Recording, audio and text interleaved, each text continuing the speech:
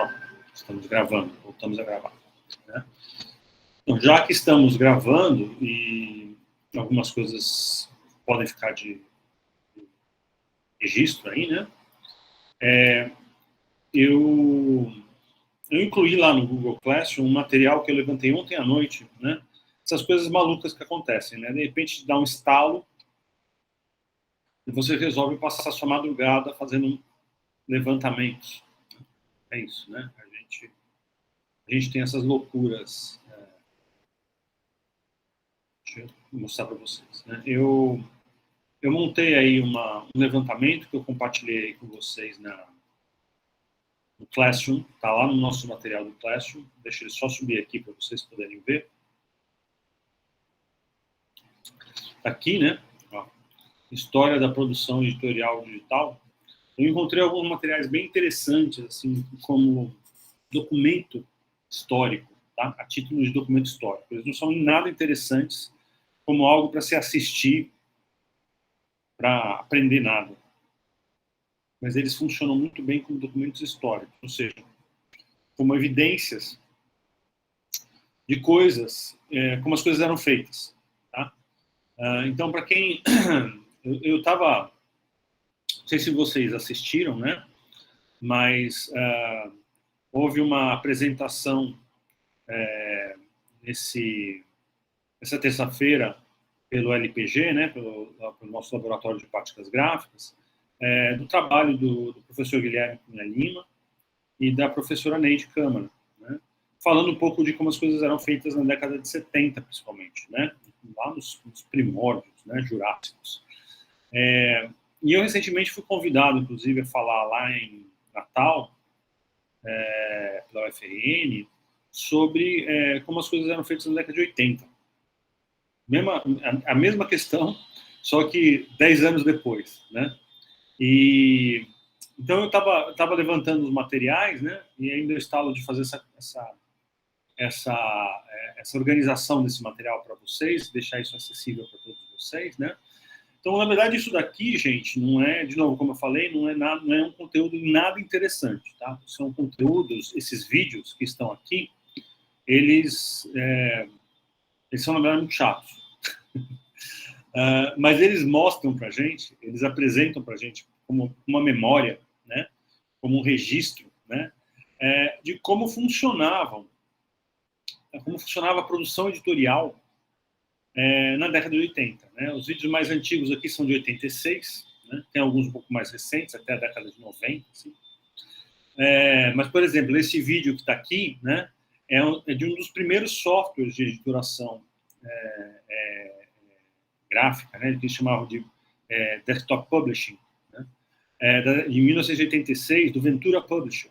Né? Ventura Publisher é um software que foi desenvolvido para trabalhar com a editoração de revistas, jornais, documentos, né? Design de informação, de uma maneira geral. Né? E assim, foi uma das primeiras ferramentas que apareceu. Né? E além do... Então, aqui mostra o pessoal usando. Vocês vão ver o quanto era tosco perto do que a gente tem hoje, claro, óbvio, né? E como que eram os processos, né? Como que era o procedimento para se fazer isso, né? Então, assim, nesse caso, vocês estão vendo essa cor meio alaranjada, né? Isso é monocromático mesmo, tá? A gente usava, na década de 80, na parte editorial mesmo, né? Produção editorial digital, né? Porque esse é o primórdio do editorial digital, né? São as ferramentas editoriais digitais, as primeiras ferramentas para produzir o editorial de forma digital. E esse software em específico, eu tive bastante contato com ele, na época, o Ventura, que na verdade depois ele foi comprado por uma empresa chamada Corel, né? E ele se transformou naquilo que vocês conhecem como CorelDRAW, né? Mas o Ventura era da Xerox, inicialmente, né? Foi produzido pela Xerox. Essa que faz Xerox para a gente mesmo, essa empresa aí, também, que é uma empresa bem importante na área de tecnologia. Mas esse software era curioso porque ele praticamente ocupava a HD inteira dos computadores da época. Né? Então, lá em 86, né, o máximo que a gente tinha numa HD, né, eram 20 megabytes. Não estou falando de giga, estou falando de megabytes. 20 megabytes era o tamanho de uma HD de um computador, né, de um PC da época, né? E o Ventura ocupava 16, sozinho, né? Graças a Deus, os sistemas operacionais eram bem pequenininhos. E mais do que isso, ele precisava de um mouse, coisa que não era tão comum nesta época. Os computadores não tinham mouse, normalmente, né? Você usava só o teclado, né? E os computadores dessa época usavam placas de vídeo bem, como é que eu posso dizer? Não era, né? Eram umas coisas bizarras, né? O meu computador da época tinha uma placa de vídeo que ela tinha pelo menos uns 25 centímetros para exibir 4 cores na tela, né? Ela era gigantesca, mal cabia dentro do computador, e ela exibia 4 cores na tela. Só que para você ter uma resolução mais alta na monitor, você precisava de um monitor compatível com o padrão Hércules e uma placa de vídeo Hércules, né? Elas eram capazes de exibir resoluções mais altas, chegava até 600 por 400, né? 640 por 480, era a resolução que a gente tinha, altíssima resolução. Só que para isso ela sacrificava a cor. Então, para você ter uma resolução alta na tela, você só podia ter branco e preto, né? E aí os monitores Hércules, eles eram monocromáticos da cor âmbar, né? Eles tinham essa cor alaranjada, âmbar. Mas eles tinham uma resolução maior do que a maioria, que geralmente girava em torno de 320 por 200 no monitor, né? Quantos pixels eram capazes de serem exibidos no monitor da época, com 4 cores e uma placa que pesava 10 quilos, né? Então, essa é a realidade da década de 80. Então, aqui tem um vídeo do Ventura funcionando. Aqui tem um programa de televisão em 2 capítulos, né, que mostrava tudo que tinha na área editorial lá em 86, né? Então, aparecia aí, acho que talvez apareça o Ventura, aparece o que o pessoal estava fazendo com os primeiros Macs, aparece, acho que também o PageMaker, que a gente usou por muitos anos, décadas, o PageMaker para a área editorial, né? Então aparece o pessoal da Adobe, o pessoal da Apple, mostrando os produtos nesse programa, né? E como que eles operavam aí tem essas 2 partes. Na verdade, eu acho que está repetido. Esse aqui é sobre o Ventura, desculpa. Esse vídeo é sobre o Ventura Publishing, né? Esse aqui que é o programa, a parte 1 e a parte 2, que mostram os diversos produtos para editorial digital em 1986, né?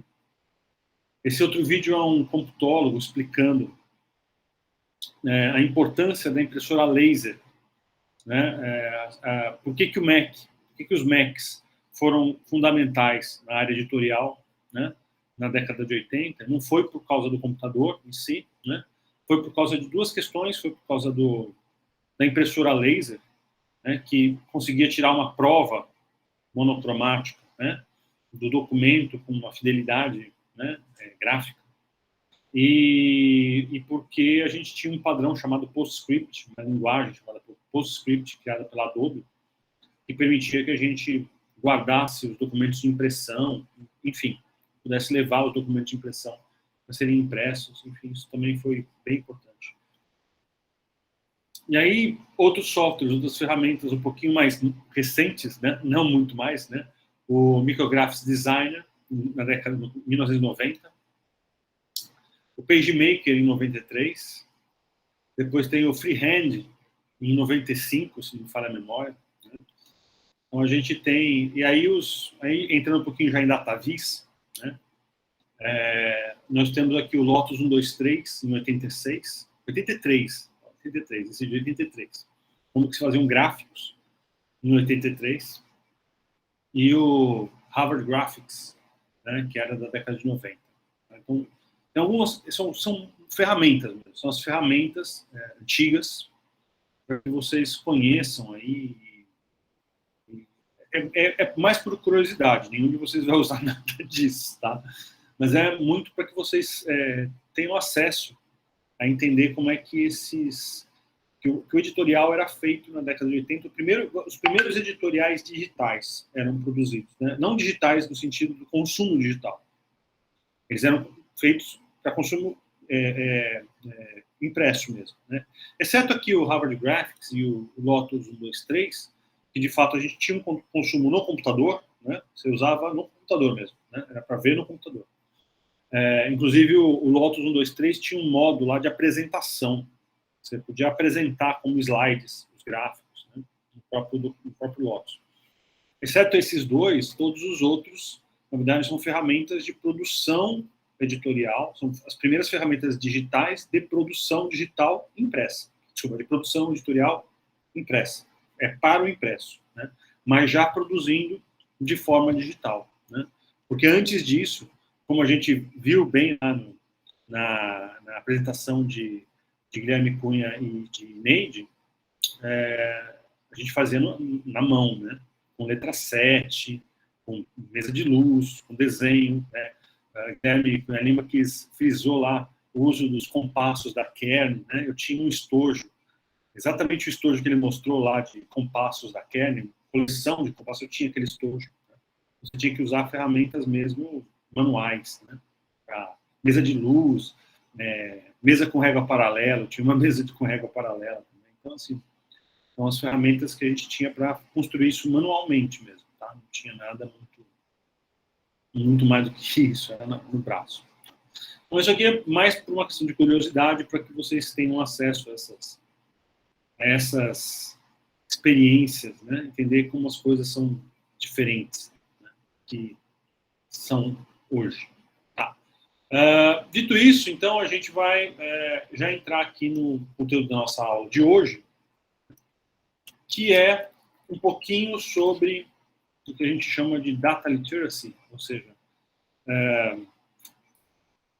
não tem um termo muito bom para traduzir literacy, mas é a capacidade de aprendizado sobre os dados, né, de entendimento dos dados, né, a competência de se entender os dados, né, data literacy, né, como é que a gente ensina, educa e prepara para a gente ser capaz de compreender, decodificar, né, dados.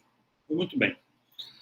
O que é essencial para que a gente saiba sobre literacia? Eu tenho esse termo horroroso, literacia, uma tradução literal de literacy, né?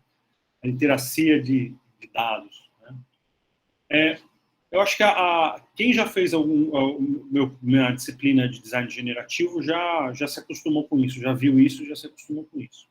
Quem não fez ainda, ou quem não fez, não tem obrigação de fazer, né? Talvez vá ver isso como uma novidade, né? Ou como alguma coisa a princípio estranha. Né? Mas na computação, gente, em todo espaço computacional, todo computador, todo processo computacional, os dados que a gente trabalha, eles são tipificados. Né? Então, um computador, para trabalhar, ele precisa reservar pedaços da sua memória para armazenar esses dados, ainda que temporariamente. Então, se eu estou trabalhando com uma planilha e eu escrevo aqui um nome, uma palavra, qualquer coisa, certo? Essa informação ela tem que ficar guardada na memória do computador temporariamente. Se eu fechar aqui a aba do meu navegador, essa informação desaparece. Né? Ela some. Morreu. Foi zerada. Mas enquanto eu estou com ela aí, em uso, ela está arquivada, ela está guardada numa memória de um computador.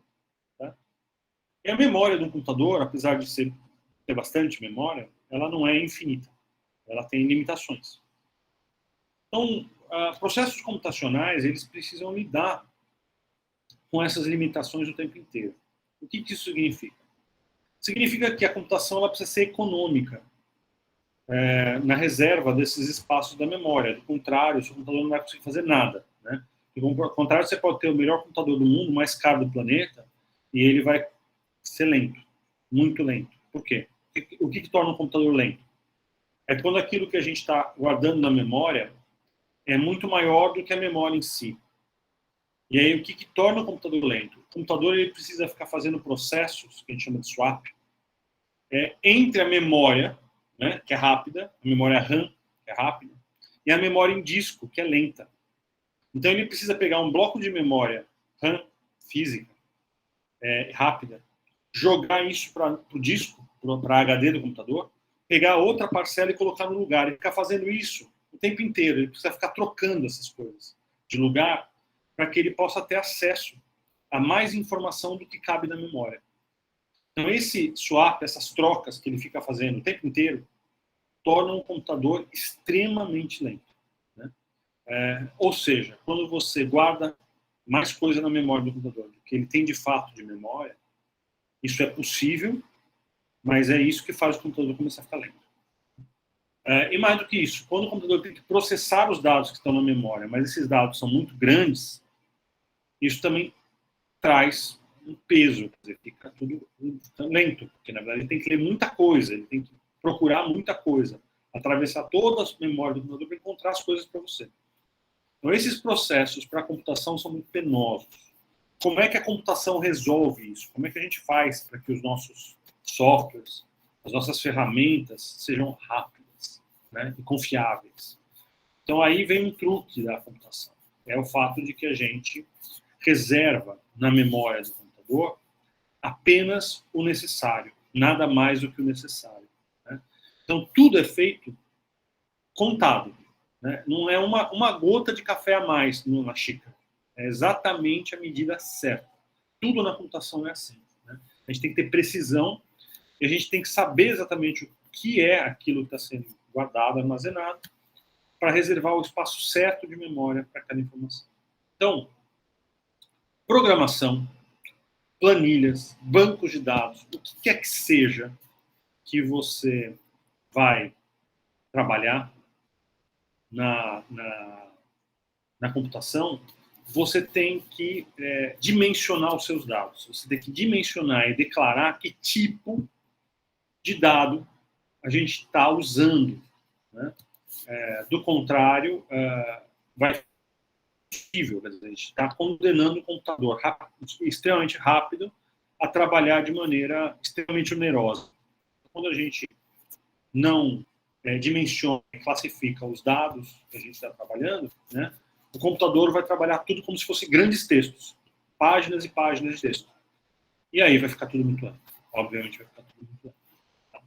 Então, independente se a gente está trabalhando com uma planilha, com um banco de dados, com um programa, com software, os dados eles precisam ser tipificados, né?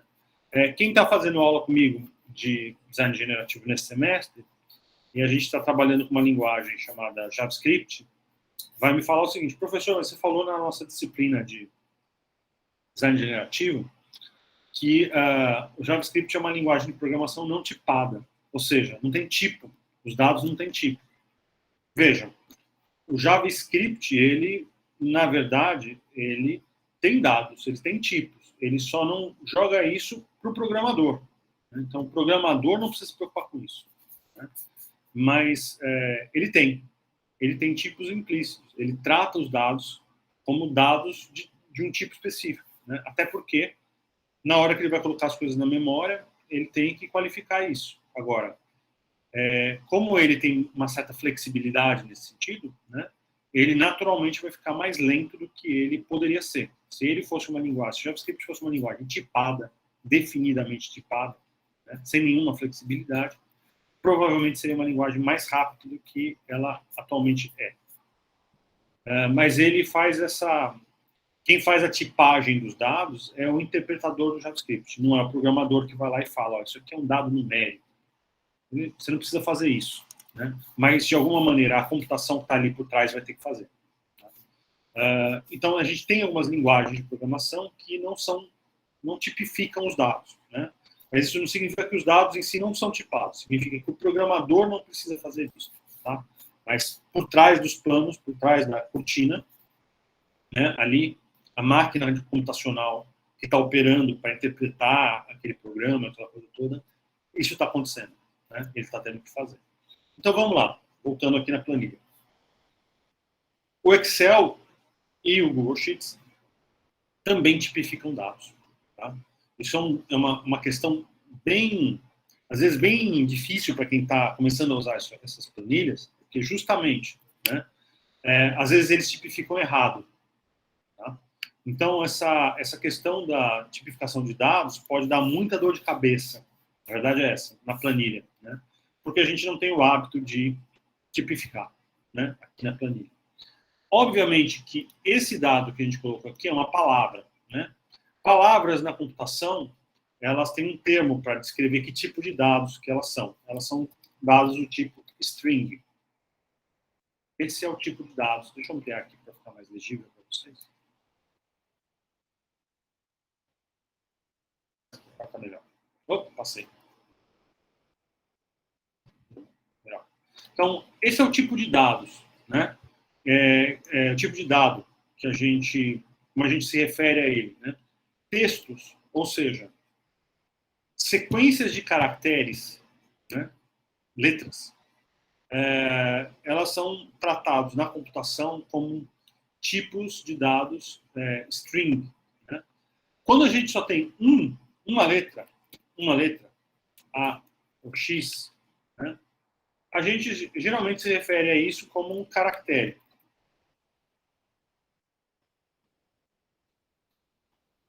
Né? E geralmente nas linguagens de programação e nas estruturas de dados, a gente simplesmente se refere a isso como do tipo char. Tá? Caractere. É um caractere. Né? É importante esse dado aqui, por quê? Porque caracteres, um único caractere, ele ocupa um byte de informação na memória. Tá? Então, os caracteres isolados, eles ocupam exatamente um byte. Um conjunto de caracteres em sequência, ou seja, uma palavra, um texto, uma frase, né, um livro inteiro, né, esses vão ocupar muito mais do que um byte, certo? Eles vão ocupar muito mais espaço. E aí é o que vai tornando as coisas mais lentas, porque como o computador não tem como mensurar isso, quantos bytes eu vou reservar aqui, quantas letras? Como a gente não define, não fala assim, ó, eu vou aqui reservar uma célula na minha planilha para 25 letras só. A gente não faz isso na planilha, né? Essas coisas tornam a ferramenta da planilha mais lenta do que ela poderia ser. Quando a gente está falando de um banco de dados, de fato, de um sistema de banco de dados, a gente tem que definir. Então a gente vai falar, ó, que eu vou usar 128 caracteres. Eu vou usar 256 caracteres. Eu vou usar 500 caracteres. Eu vou usar 5.000 caracteres. Você tem que definir esses limites. Né? É obrigatório para o sistema de banco de dados definir isso. E quando a quantidade de caracteres passa, dá erro. Ele não aceita e dá erro no registro. Tá? Então, é por isso que vocês vão ver em muitas ferramentas, em muitos softwares, que tem lá, esse campo recebe até 300 caracteres, e você vai digitando e vai mostrando que não tem mais espaço para você escrever. Por quê? Porque quando isso aí é enviado para onde quer que seja, o banco de dados que está ali por trás para armazenar essa informação só recebe até no máximo 300 caracteres. Então ele não pode ter 301, tem que ter no máximo 300, tá? Para não dar erro. É por esses motivos que essas coisas acontecem. Tá? O que mais? Dos tipos primitivos, né, os tipos mais básicos da computação, né, além do string, dos chars, né, dos caracteres, né, individuais, nós temos os tipos de dados numéricos. Então, quando a gente tem um valor inteiro, qualquer número, de 0 a 65 milhões, sei lá quanto, enfim, a gente se refere a isso como inteiros, int, né? Int, nas programações, são valores numéricos inteiros. Eles podem ser positivos e negativos, tá? O número pode ser negativo também. Mas ele é um número inteiro, ele não é uma fração. Ele é um número que é sem nenhuma casa decimal. Isso também acontece aqui no Google Sheets, nas planilhas ou no Excel. Então, eu posso falar que esse número é fracionário, ou eu posso dizer que esse número é um número inteiro. Né? O tratamento dessas questões é diferente. Então, se eu tenho os números inteiros, eu tenho os números fracionários, né? Um número fracionário, 30 pontos. Outro dia que passou foi o Dia Internacional do Pi. Tá aqui, eu nem sei se é 52, 56, não lembro. Enfim, Pi é um número enorme. Isso aqui é um número fracionário, ele possui uma fração, né? Ele tem uma parte que não é inteira, né? Então, na computação, a gente costuma chamar esses números de float, né?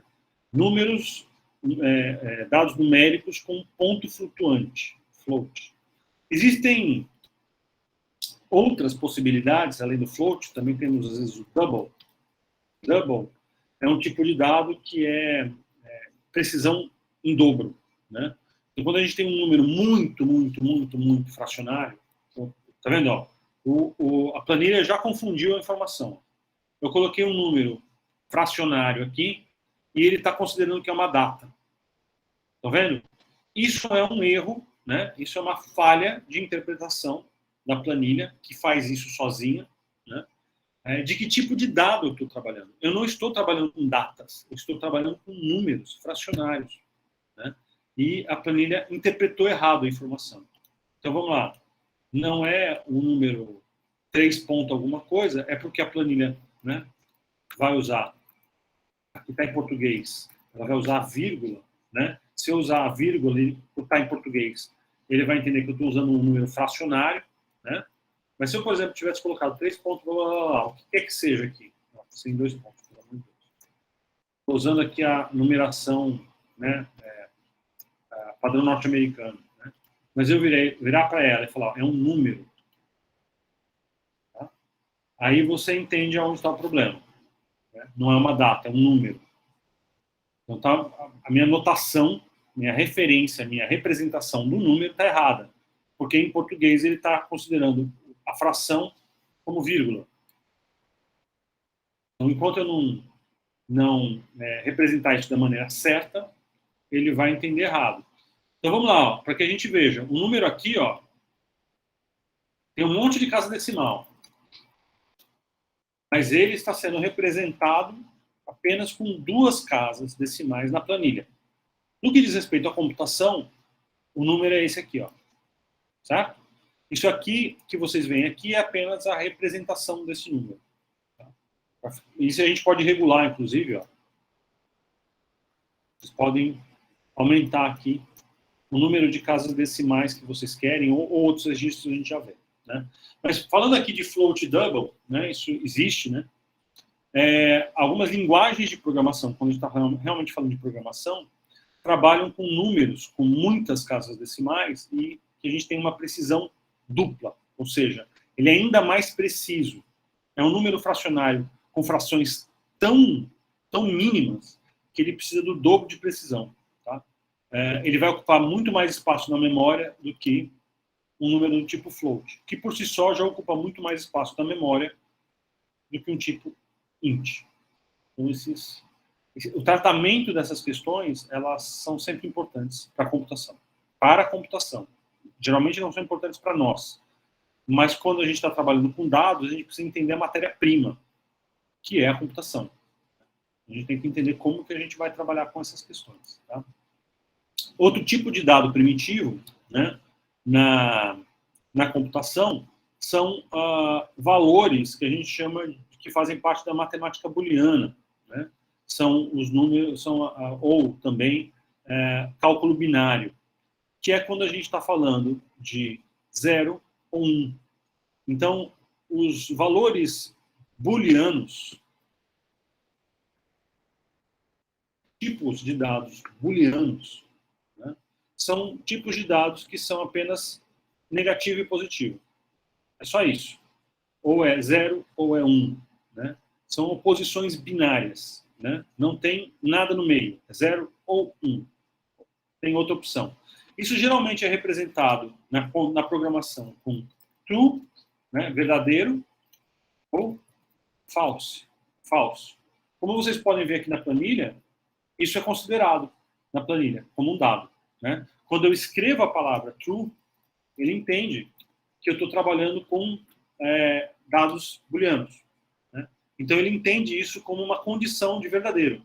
E quando eu escrevo a palavra false, ele entende que eu estou trabalhando com um tipo de dado booleano, que é o valor zero, né? Seria o zero booleano, que é o falso. Tá? O valor 1 booleano é o verdadeiro. Tá? Então, isso também é um tipo de dado muito importante. Toda vez que a gente cria uma fórmula, né? Então, vamos lá.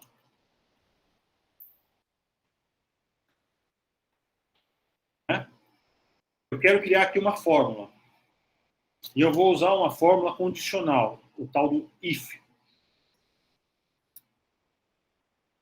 Né? If está aqui em A10 for maior que 25, se for verdadeiro, ou seja, se for true, né, você escreve isso aqui, né, x, por exemplo.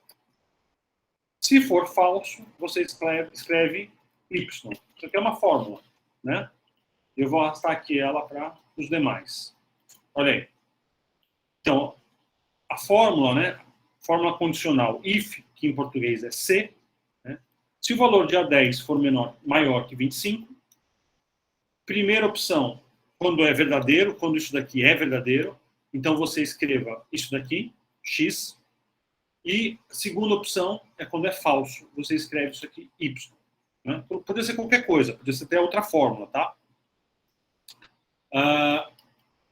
Isso é essa operação aqui, ó. Esta operação aqui, olha só, ele já está me dizendo, ó, falso.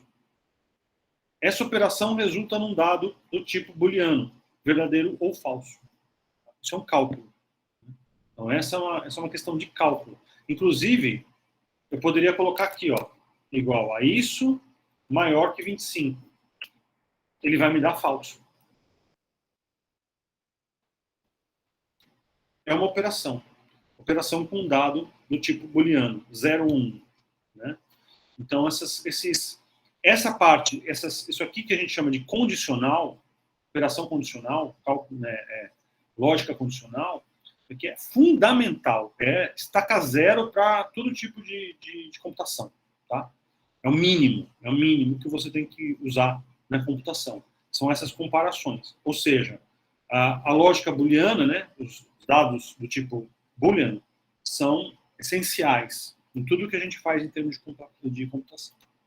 Esses são os dados primitivos ou primários, né, os mínimos do tipo de dados que a gente tem que trabalhar na computação. Agora, uma planilha, um banco de dados, eles têm outros dados complementares, né, que podem ajudar, muitas vezes atrapalhar demais até, mas eles podem ajudar a gente a uma série de outras coisas, né? Como, por exemplo, datas. Né? Uma data, um dia, uma hora, eles não são dados primitivos, eles são uma construção em cima de números, né? Mas, para uma planilha, por exemplo, uma data é um dado que a gente pode utilizar. Então, por exemplo, hoje é dia 17, né? 17/3 de 2022. Opa, 2022 não. 2022. Isso é um dado, tá? Para a planilha. Isso também é um dado para um banco de dados. Só que para o banco de dados a gente tem que entregar essa informação de uma maneira um pouco diferente. Tá? É tão relevante isso para uma planilha que quando você clica aqui nessa informação, o próprio Google Sheets e o Excel também, eles te mostram um calendário, de uma maneira que você possa alterar a informação desse dado de forma conveniente, certo? Mais do que isso, eu posso falar assim, quanto que é esta data mais 1? É amanhã. Então eu posso fazer esse tipo de operação, né, com datas, com valores de datas. Veja, trabalhar com data em programação, cálculos com calendário em programação é uma dor de cabeça brutal. É uma das coisas mais chatas e mais difíceis de fazer. Tá? É um processo realmente tortuoso trabalhar com calendário, né? Que é alguma coisa que no nosso dia a dia é fundamental. Mas para programar isso, para trabalhar com programação em cima disso, é de fato uma dor de cabeça gigantesca. Então, isso aqui que o Excel ou que o Google Sheets está produzindo para a gente, né? Isso aqui mais 10. Ou, por exemplo, isso daqui mais 7. Semana que vem. E a outra. E a outra. Ó, isso daqui, isso aqui é uma dor de cabeça para ser feito com programação, que vocês não fazem ideia do tamanho. E a planilha resolve para a gente de uma maneira muito fácil, muito simples, né? E muito direta. Detalhe, né? A gente pode representar as informações de calendário, data e hora, né? De diversas maneiras, tá? Diversas maneiras, inclusive colocando informação de hora, né? Olha aí, por enquanto aqui está falando o quê? Qual é a hora? Sei lá, 15h30. Isso é uma informação de calendário, de data, né? Tem horário junto. Então, eu estou apresentando essa informação ou eu não estou apresentando essa informação, mas essa informação existe, né? Então, vamos lá. Só data. Não está aparecendo aqui a hora, mas a informação de hora faz parte de toda a data. Tá? Hora, minuto, segundo, milissegundo, tem uma construção enorme aí. Time zone faz parte da data, em que zona que zona do calendário mundial, aquele lugar, por exemplo, no nosso caso, que é Brasil, né, Recife, em que time zone nós estamos? Aqui é -3, se não me falha a memória. +3 ou -3? Aqui é +3, acho, né? +3. -3, Gabriel. Perfeito, obrigado. Eu realmente nunca lembro dessas informações. Mas isso já está considerado. Por quê?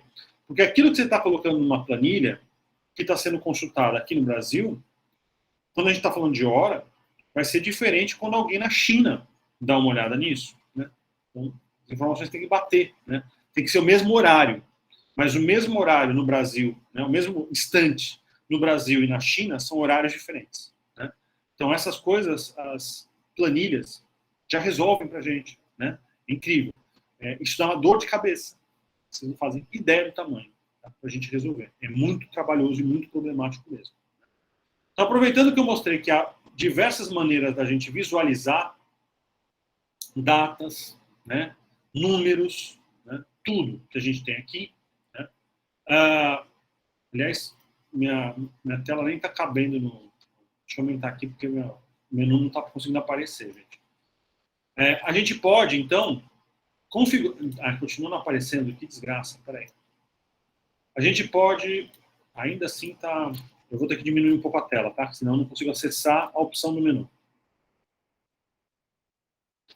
A gente pode, aqui no Excel ou no Google Sheets, definir, ó, aqui, eu sei que está pequeno para vocês não estão conseguindo ler direito, está aqui, formato de número personalizado, data e hora personalizada, moeda personalizada. Então eu vou em data e hora personalizadas. O que é isso? Ele vai me dar uma ferramenta onde ele vai me permitir escrever de que maneira eu quero que esta data seja representada nos meus dados. Né?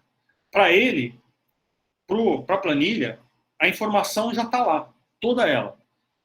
Uma coisa é a informação que está registrada, a outra é de que maneira ele está mostrando isso para você. Então ele permite que a gente apague isso daqui, ó. Fale o seguinte, eu quero que esta informação, né, de calendário, de tempo, ela apareça da seguinte forma. Primeiro, eu quero que apareça aqui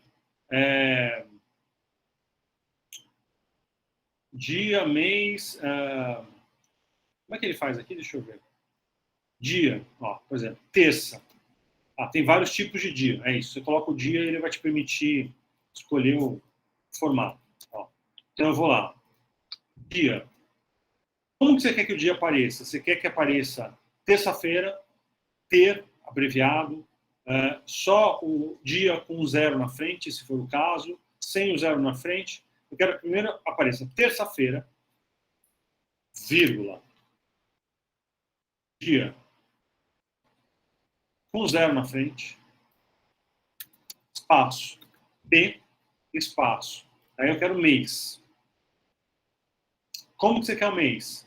Só um número com 0 na frente, abreviado, completo, só a primeira letra, né? Ele permite você falar isso, de agosto, espaço de, e aí eu quero o ano.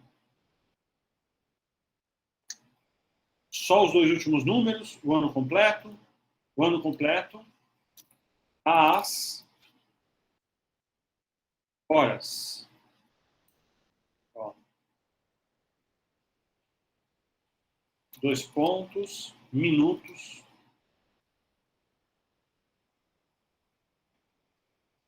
Aqui, horas.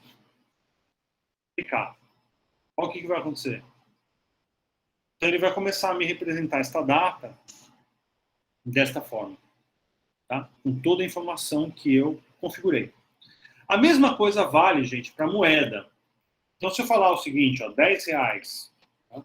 Se eu escrever isso, o Excel e o Google Sheets, eles não vão tratar isso como se fosse um texto. Tem caracteres, tem R, tem cifrão, tem tudo.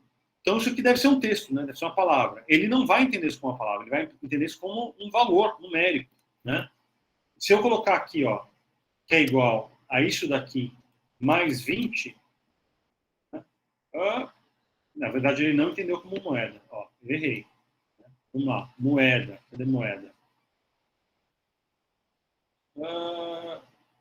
Financeiro, moeda. Aqui, ó. Moeda.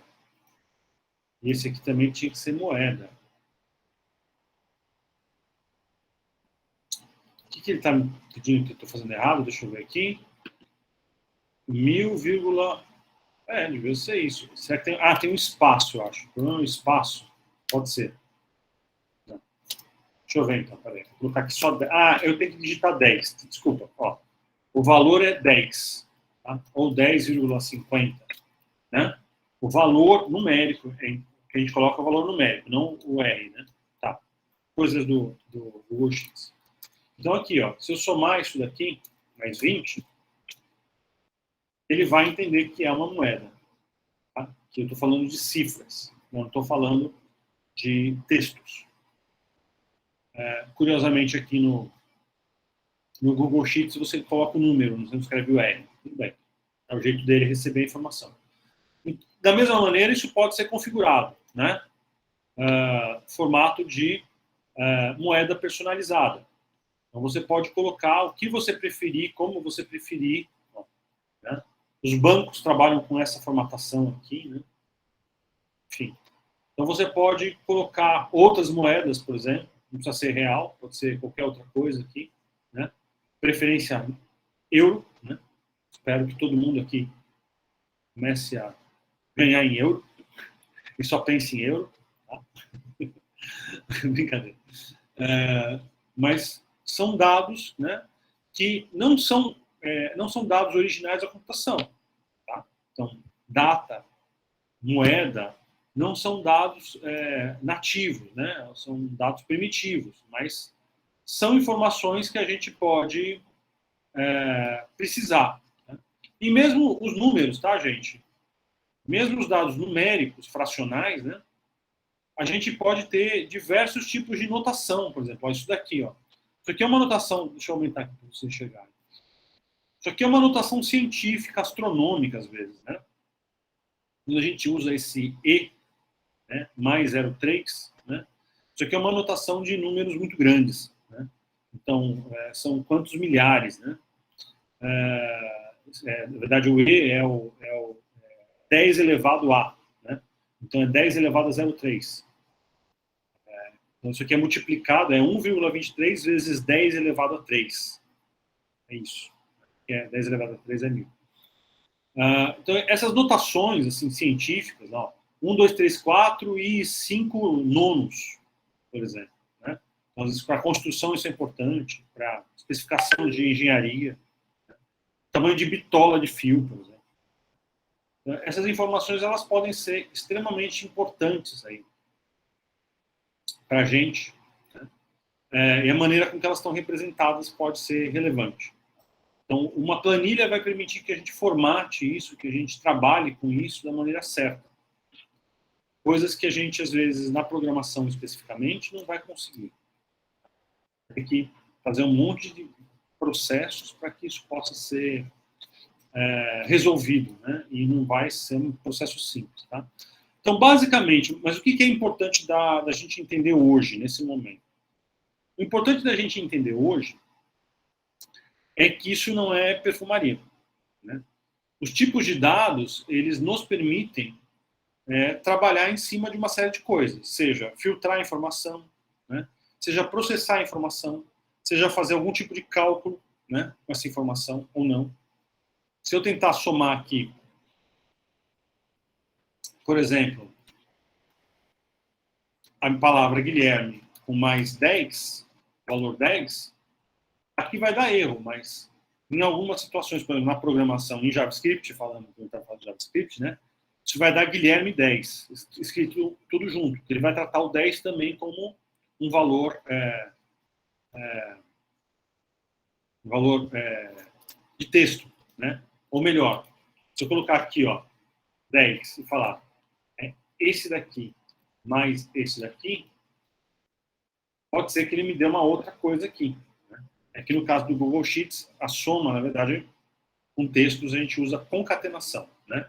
Mostrei para vocês o concat. Né? Mas na programação a gente soma. Dá umas melecas, dá uns problemas. Por quê? Porque isso daqui é uma palavra, isso aqui é um número, né? E às vezes a gente vira e fala assim, ó, então é o seguinte, ó, eu quero a palavra 10, né? Eu não quero o número 10, eu quero a palavra. Na programação a gente coloca entre aspas, né? Na planilha não. Na planilha você vai vir aqui e falar, ó, isso daqui não é um número, isso daqui é um texto. Tá? E aí ele vai se comportar como um texto e não como um número. Tá? Essas são as questões. Então isso é feito aqui no Google Sheets, aqui, nessa opção aqui, né? Aqui vocês estabelecem qual é o tipo de dado, ou melhor, vocês forçam, né? Qual é o tipo de dado que a gente está trabalhando, tá? Se você normalmente ele vem no automático, ele mesmo assume qual é o tipo, dependendo do que você colocar. Mas se, por exemplo, você colocar isso aqui escrito, né?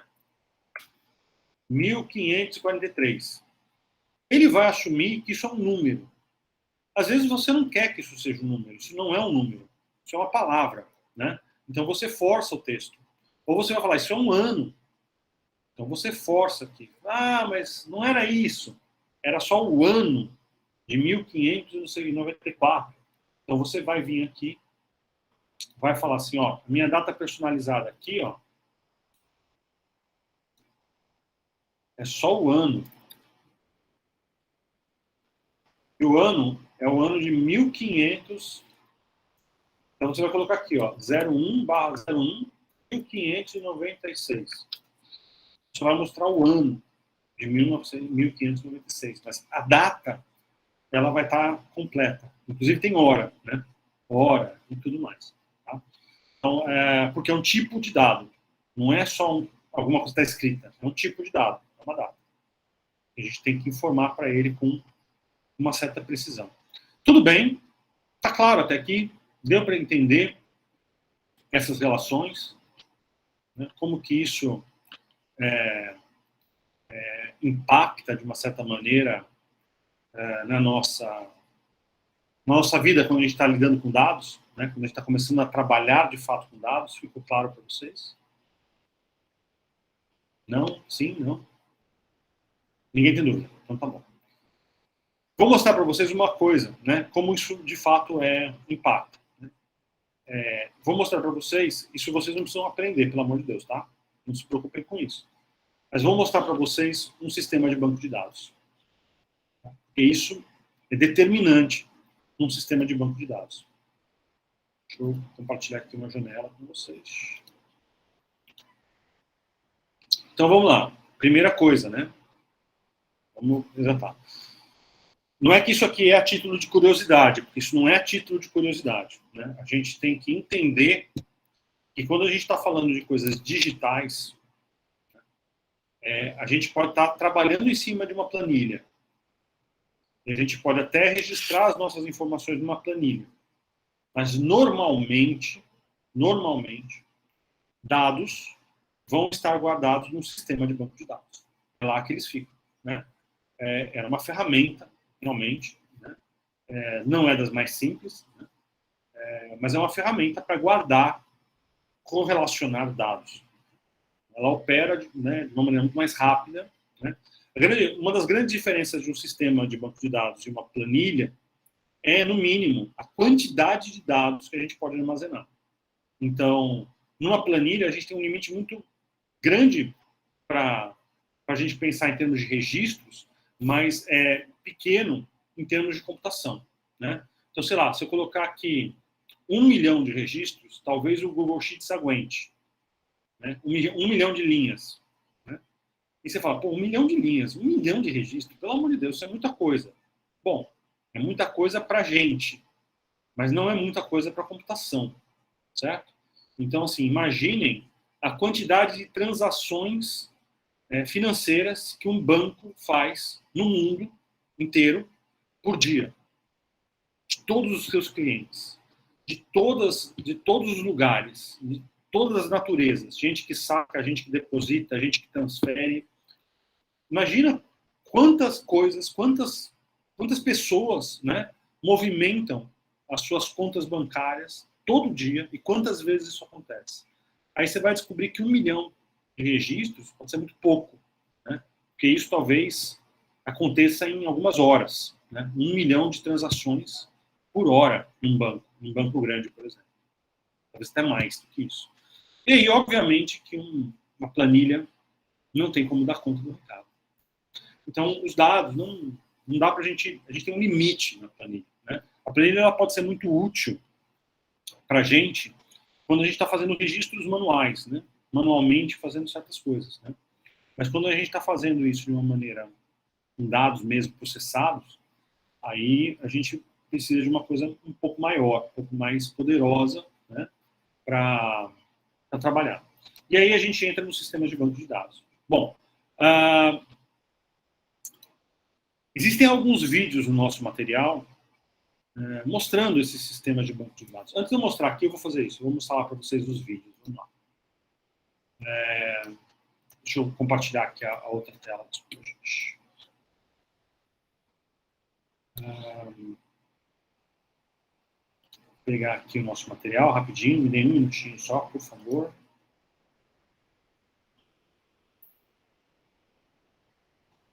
Meu computador está um pouco lento. Agora é um pouco mais lento do que o normal, porque ainda por cima estamos gravando. Isso deixa tudo ainda mais lento.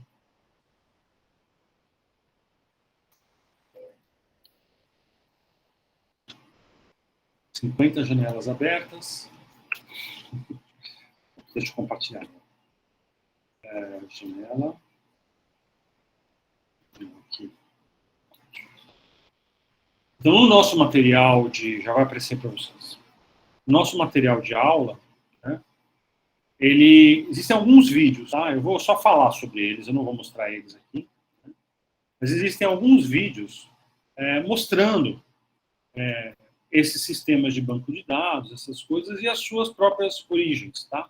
Algumas coisas são bem antigas. Né?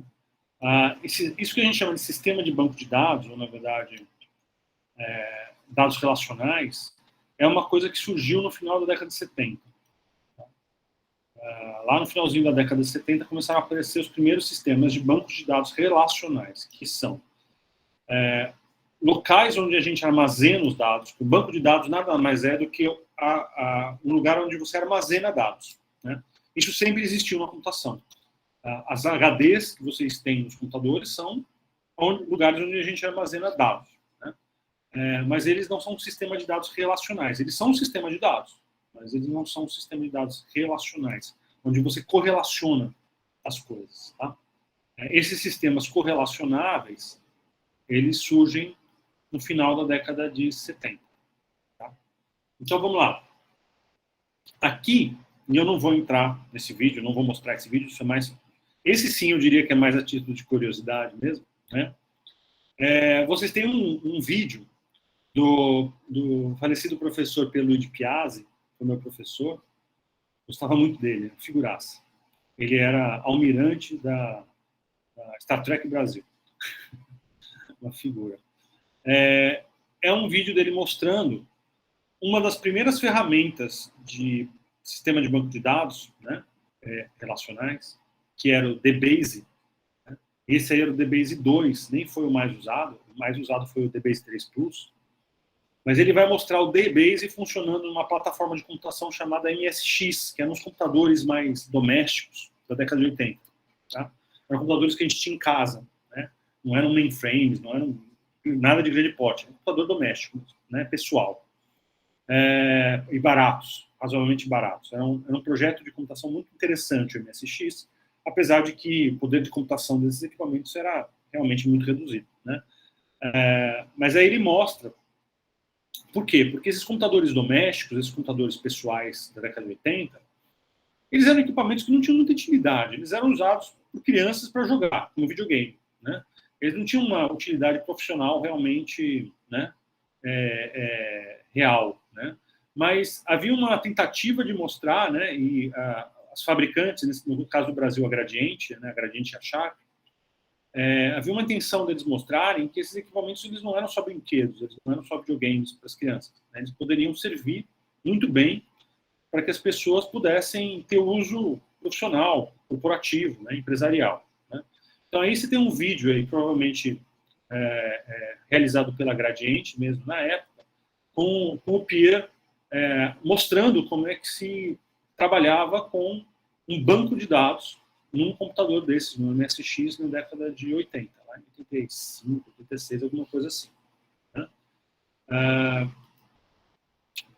Aqui, depois, esse vídeo que tem na sequência, a gente vai ver um professor, não sei de onde que ele é, mostrando, aí sim, uma coisa bem antiga, né? Menos antiga que o vídeo do Pierre, mas mostrando num PC, né? Num computador IBM PC, o tal do DBase 3 Plus, que foi a versão mais usada do DBase, que é um sistema de banco de dados, né? Rodando, como é que se opera o DBase 3 Plus, como é que se constrói coisas do DBase 3 Plus. De fato, é um vídeo, né, mostrando uma ferramenta arcaica hoje, os nossos padrões, mas como é que a gente construía bases de dados e operava essas bases de dados, consultava dados, levantava informação lá atrás, da década de 80, e aí, no caso do DBase 3 Plus, em sistemas mais profissionais, né? Mas não vou dizer de grande porte, porque não eram exatamente computadores de grande porte, eram computadores usados para trabalhos. Os IBM PCs eram computadores voltados para o trabalho, né? Para atividades profissionais, mas não eram mainframes, não eram computadores de grande porte, eram computadores de microcomputadores, né? De pequeno porte, para uso pessoal, individual. Mas o sistema funcionava, né, nesses computadores e foi muito utilizado, né? O DBase era a base DBase e o Clipper eram a base de muito do que se criou de sistemas de informação e ferramentas na década de 80 e 90. Bom, aí a gente passa nesse outro vídeo, se vocês quiserem ver, vocês não precisam ver se não estiverem interessados. Isso aqui é tudo um pouco mais a título de curiosidade mesmo. Né? Esse vídeo aqui é um pouco do que eu vou mostrar aqui para vocês agora. É um sistema de banco de dados atual.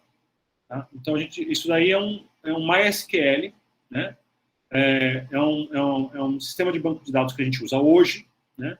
Como é que ele é operado, como é que a gente constrói coisas, como é que a gente alimenta, como é que a gente organiza, né, uma base de dados numa ferramenta MySQL. Né? E geralmente é esta ferramenta que está disponível em todas as infraestruturas que a gente tem hoje. Você vai construir um site, e esse site vai ter dados alimentados por um banco de dados, provavelmente vai ser um MySQL, que vai estar ali por trás disso no seu servidor web, trabalhando para armazenar e relacionar e fornecer os dados. Então aqui tem um vídeo mostrando isso. De fato, vocês não têm que aprender a programar em SQL, pelo amor de Deus. Não é em nada obrigatório para um designer. Tá? O que eu acho é o seguinte, particularmente, eu acho interessante entender, né, porque você ter a habilidade de operar dados, né, de fazer correlações e coisas assim, é uma habilidade, é uma competência interessante, né?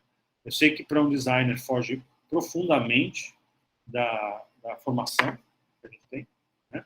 Mas é um skill, né?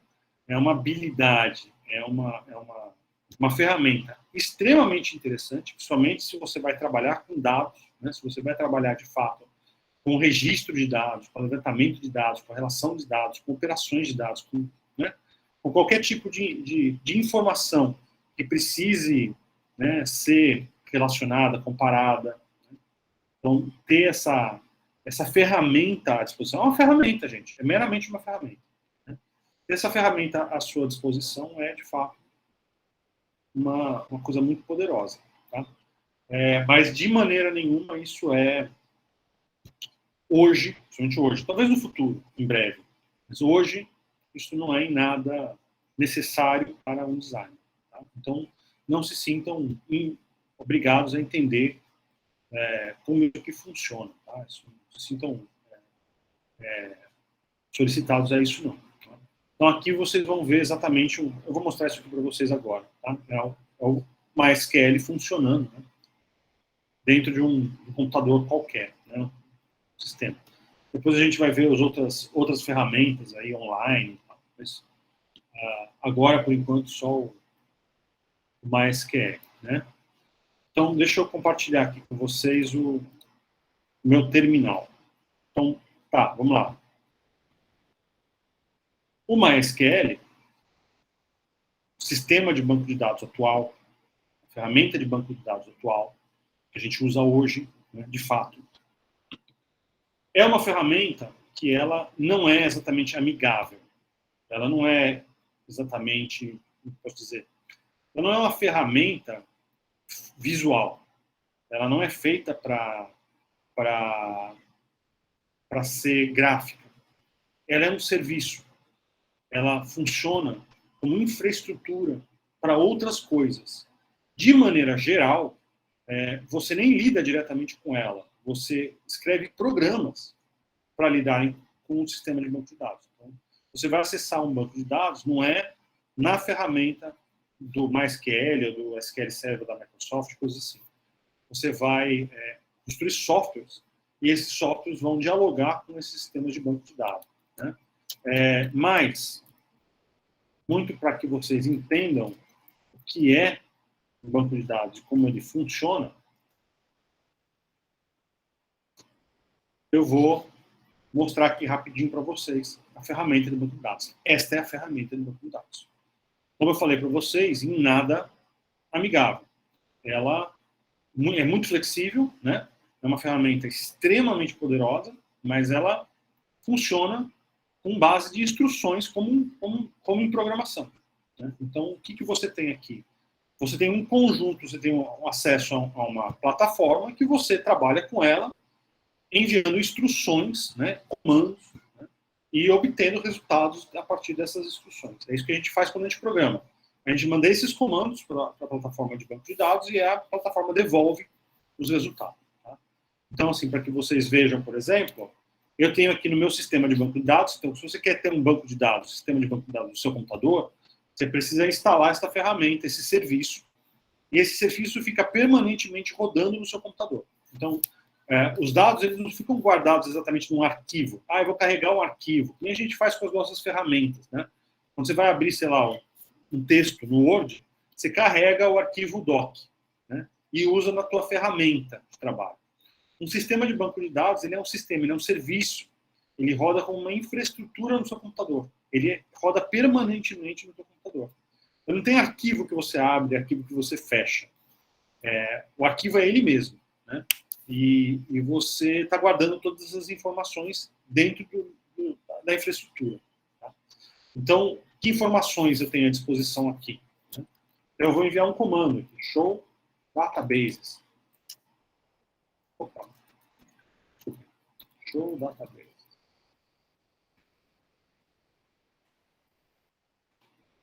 Ele vai me exibir quais são as bases de dados que eu tenho aqui à disposição, né? A maioria dessas bases de dados são bases de dados que já vem com ele, né? Informações de configuração mesmo, né? Eu tenho duas aqui, DataVis e Exemplo. Então eu vou acessar uma delas. Aqui. Então o que eu tenho? Eu tenho, estou acessando uma tabela, um conjunto de tabelas, né? Quais são as tabelas? Não sei quais são, pode ter várias tabelas. Então, tabelas são como as planilhas, é um conjunto tabelado, né, de dados que eu vou guardando separadamente. Então, no banco de dados DataVis eu tenho um conjunto de tabelas, no banco de dados Exemplo tem um outro conjunto, né? Eu vou criando as tabelas do jeito que eu quero, quantas eu quero, né? São como as abas de uma planilha lá no Google Sheets. Então, quais são as tabelas que eu tenho aqui? Né? Show Tables. Ele me mostra, ó, que só tem uma, chama-se bibliografia. Gente, é aqui que a porta torce o rabo. É aqui que o problema da visualização aparece. Por quê? O que eu tenho nesse banco de dados, bibliografia? O que está lá? O que consta? Quais são os dados? Eu quero ver os dados. Me mostra os dados. Show me the money. Show me the data. Né? Me mostra os dados. Tá bom. Então vamos lá.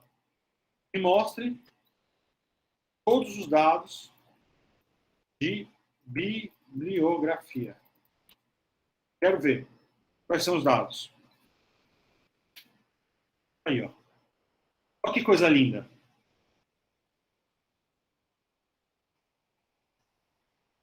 Tá fácil, né? Tá fácil de consultar os dados. Tá fácil de enxergar os dados. Tá fácil de ler os dados, né? Estão aqui, estão todos eles aqui. Ele me mostrou. Ele fez exatamente o que eu pedi. Qual é o problema? É ilegível. Completamente ilegível. É daqui que nasce. É exatamente daqui que nasce o problema da visualização. Principalmente quando a gente está falando desse problema visto pelo lado da computação. Né? Não do design gráfico. Da computação. É aqui. É quando eu quero enxergar os dados que eu tenho armazenados num banco de dados, num dataset, que eu tenho um problema. Porque a visualização que eu tenho desses dados é um desastre. Certo? Eu não consigo saber nada aqui. Está um inferno. Por quê? Porque a minha tela tem uma limitação. Porque eu tenho uma quantidade enorme de dados. Né? Então eu preciso, de alguma maneira,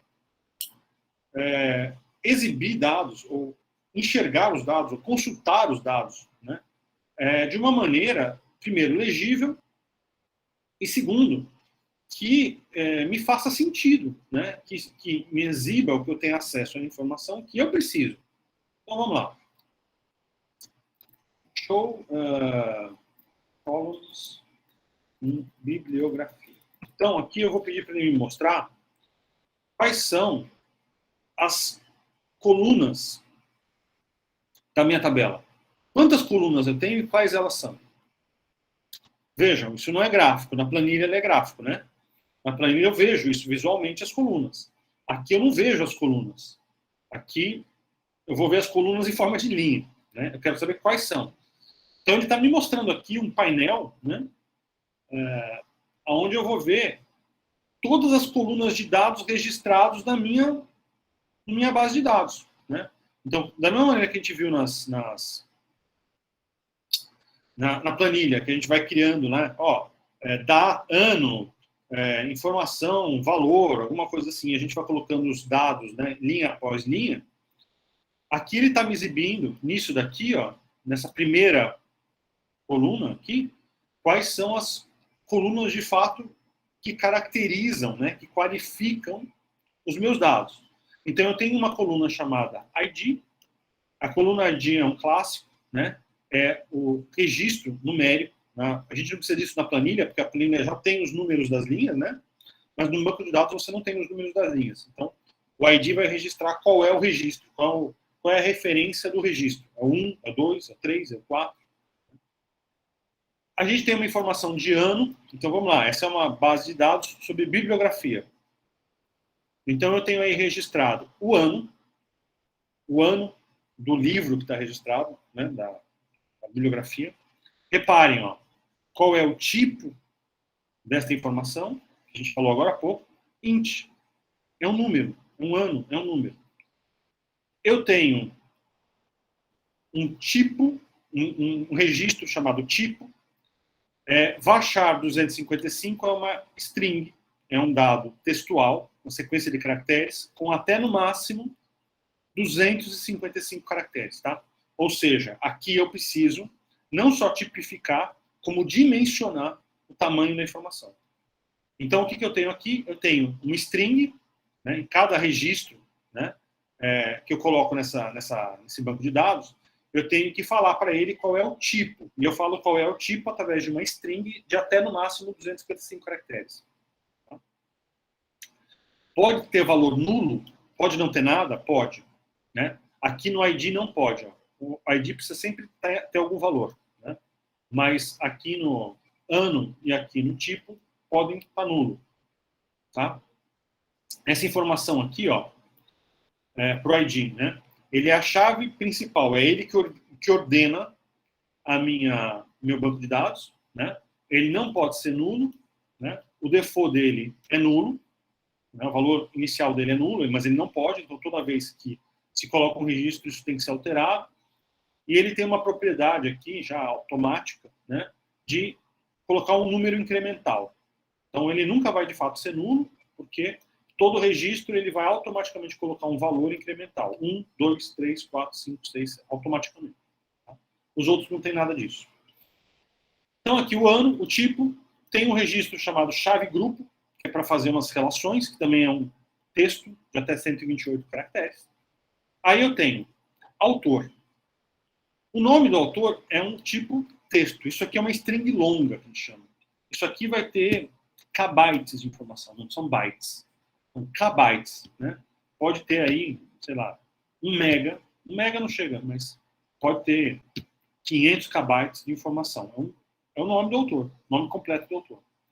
Eu vou ter o título da obra, também um texto, ou seja, uma string longa, com vários kbytes, né? Não chega a mega, mas kbytes. Eu vou ter um outro registro chamado chaves, né? Também para fazer outras correlações, que fica guardado nos dados, também vai ser através de texto longo, né? String longo. O link, que é uma URL, né? Um link mesmo de internet, para aquele documento. Não existe nenhum tipo de dado especial para guardar links. Ele é um texto, como outro qualquer, uma string como outro qualquer. Nos casos dos trabalhos que são de TCC, mestrado, doutorado, tem um orientador. O nome do orientador também vai ser do tipo string, tipo de dado string. A região aonde aquele trabalho foi escrito, né, construído, né, oeste, sudeste, centro-oeste, sei lá o quê. A cidade, em que cidade foi escrito, também strings de 255 caracteres. Qual é a instituição, em que faculdade, universidade, aquilo foi escrito, né, congresso. E qual é o vínculo, né, da pessoa, né, que escreveu aquilo com o grupo aqui onde a gente está registrando isso daí. Então, essas aqui são as colunas. Apesar de estar em linhas aqui, na verdade, o que ele está me mostrando são todas as colunas que eu tenho na minha tabela. Por que eu estou vendo isso? Porque se eu quiser entender esses dados, minimamente, eu vou ter que selecionar só um pedaço deles, só algumas informações. Eu não vou conseguir enxergar tudo. Senão, vai ficar aquela bagunça na tela. Então, vamos lá. Select. Então, que é a instrução aqui no SQL. Exiba para mim, né, o ano, o autor e o título do que tiver na minha tabela bibliografia.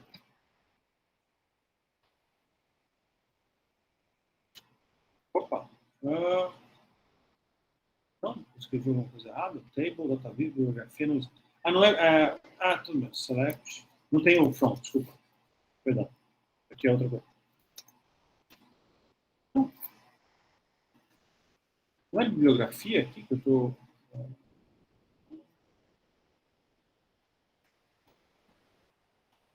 Eu acho que o nome bibliografia está errado. Bibliografia, escrevi errado, é isso. Select, então. Ano, autor, título from bibliografia. Aí, ó. Só de solicitar o ano, o nome do autor e o título, já fica difícil de ler aqui. Tá vendo? Se eu aumentar um pouco a tela, talvez eu consiga ler. Nem assim. Então vamos lá. O que eu vou ver agora? Agora eu ferrei aqui meu negócio. Select. Eu vou fazer o seguinte. Ano e título. Oh, que coisa ruim aqui o negócio. Select. Ano e título com bibliografia. Também já não dá. Só de colocar o nome do texto, né, já fica gigante. Então vamos lá. Select. Ano, autor com bibliografia.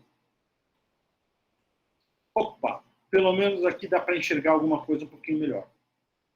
Olha aí. Então aqui eu consegui exibir de uma maneira legível, né, quais são os anos onde eu tenho um registro, uma bibliografia, e quem são os autores desta bibliografia. Eu não consegui ver o nome do livro. Por quê? Para ver o nome do livro, vai ficar tudo desformatado, vai ficar um horror. Né? Mas pelo menos agora, eu consigo enxergar alguma informação, que é o ano da obra e o nome do autor. Quando a gente está trabalhando com um banco de dados, a grande vantagem do banco de dados é que a gente pode fazer o seguinte, ó. Select, título, apenas o título. Where, onde, autor é igual a Anoia Guilherme. Título, não tem título? Eu escrevi errado de novo. Qual que são as tabelas aqui? Peraí, que eu não lembro qual. Ano, autor, título. Está errado? Eu escrevi select. Título. Ah, esqueci de colocar from. Desculpa, perdão.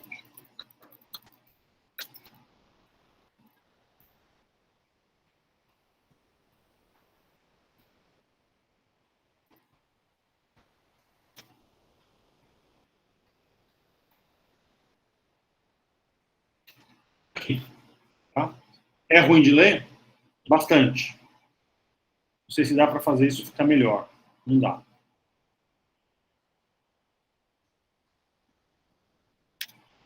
Não dá para ficar melhor. Porque os títulos são grandes. Mas aí, o que é isso daqui? Eu consegui apresentar ou obter do banco de dados, né, só a bibliografia, né, o nome, no caso só o nome da bibliografia, né, de coisas que foram escritas por mim que estão nessa relação. Né? Então eu coloquei, o autor tem que ser Anoia, Guilherme, sou eu. Então eu consegui encontrar quais são os livros meus, as publicações minhas, que estão nesta relação. Eu poderia também fazer o seguinte. É estranho, não sei por que ele está.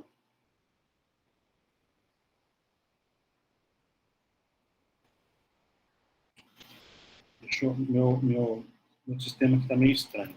Deixa eu... Select from, ou seja, tudo errado, pelo amor de Deus. Vou escrever de novo, é mais fácil. Está dando umas panes aqui no meu terminal. Select.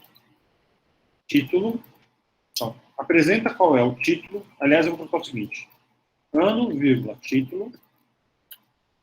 From bibliografia. Onde autor é igual a Anoia Guilherme. Order by.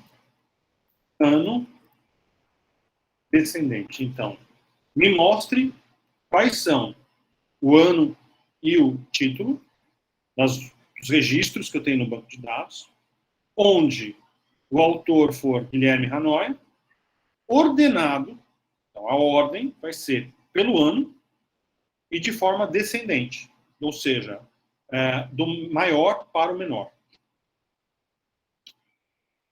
Então tá aqui, ó, 2021, 2021, 2020, 2020, 2020. Então a ordem que ele colocou esses dados está sendo organizada pelo ano, e aí ele vai me mostrar todas as obras que estão registradas. Isso aqui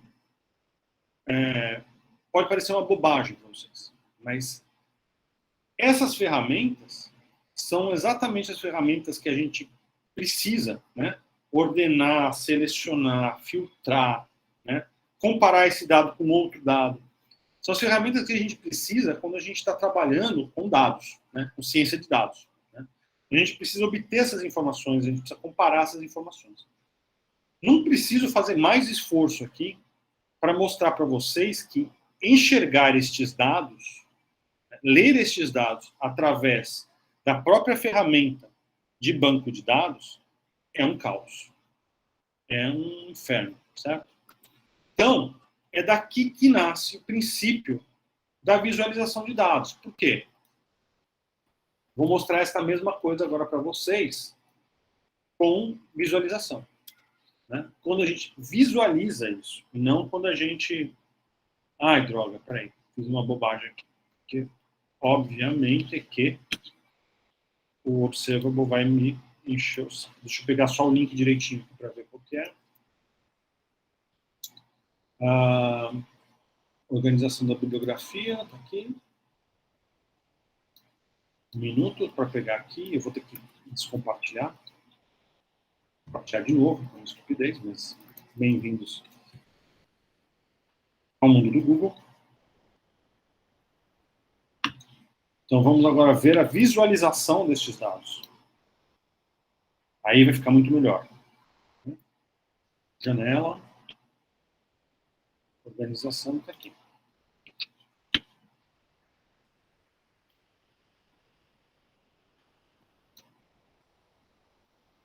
Agora, aqueles mesmos dados que estão naquele banco de dados, que a gente estava tentando, de alguma maneira, visualizar, né, de forma minimamente aceitável, né, agora sim eles estão organizados, trabalhados de uma maneira legível, compreensível, né, inteligível. Aqui, ó. São exatamente os mesmos dados que estão lá na bibliografia. Só que agora eles estão em formato de bibliografia formatados. Né? Então aparece o sobrenome, o nome, como a gente vê em publicações, né? O nome da obra, né? A informação da onde foi publicado, qual é o vínculo, né? Aquela coisa. Então estão todos lá. E o link está linkado. Então, se eu quiser ver este texto, eu clico nele, porque agora ele é um link, e ele usa a informação da URL que estava lá registrada como link para linkar o documento, né? E está organizado em ordem descendente pelo ano, como eu estava fazendo lá a pesquisa, né? Está em ordem pelo ano, 2021, 2020, 2019, né? 2017, e por aí vai. Estão todas as informações aqui, logicamente, de uma maneira que eu posso entender os dados, que eu posso lidar com os dados. Bom, eu não tenho toda a flexibilidade que eu posso ter dando instruções. Eu poderia lá no SQL, no terminal do SQL, virar e falar assim, ó, conecta isso com a base de dados tal e me verifica qual é a produtividade da Jaqueline Vasconcelos Braga e me traga também, junto com a bibliografia dela, os índices de CTIA do Lattes. Poderia conectar as bases de dados e dentro lá da ferramenta do SQL, eu teria como fazer isso. Aqui eu não tenho como, né? Ou pelo menos na visualização eu não tenho como. Para ter isso na visualização, teria que ser programado a visualização para apresentar essa informação. Mas eu tenho muita flexibilidade aqui no sentido de conseguir filtrar e localizar algumas coisas que me interessam. Então, por exemplo, se eu quiser ver a minha bibliografia, isso está programado aqui na visualização, claro, né? Vamos entender dessa maneira, não é que é assim. Foi construída uma visualização para permitir que isso pudesse ser feito, né? Então, ó, se eu colocar o meu nome aqui, é a pesquisa que eu posso realizar nesses dados, né? Eu vou filtrar todos os dados exibidos aonde existe o meu nome, né? Nesse caso, não é nem o autor, pode ser o autor, pode ser orientador, pode ser qualquer uma das informações, pode ter um texto escrito sobre mim, quem dera, ninguém vai perder tempo da vida escrevendo um artigo sobre a minha pessoa. Mas se tivesse alguém que escreveu sobre a minha pessoa e tivesse meu nome no título, né, apareceria aqui também, né, porque foi programado para se fazer isso. Claro, não é uma coisa natural. E aí eu consigo filtrar só os meus. Olha aí, ó, os meus onde eu apareço. Por tipo, ó, isso aqui é um artigo, isso aqui é um capítulo de livro, né, isso aqui é um TCC.